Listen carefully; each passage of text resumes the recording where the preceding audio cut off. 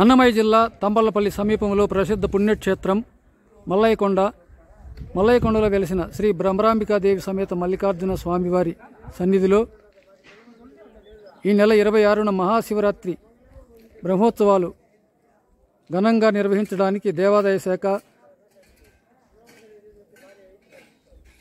భక్తులు, దాతలు ప్రతి ఒక్కరూ కృషి చేస్తున్నారు. కొండపై ముమ్మరంగా ఏర్పాట్లు చేపట్టారు.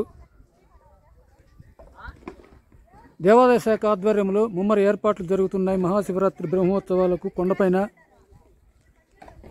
లక్షల సంఖ్యలో భక్తులు హాజరై కొండపై శ్రీ భ్రమరాంబికాదేవి సమేత మల్లికార్జున స్వామివారి సన్నిధిలో జాగరణ చేయనున్నారు.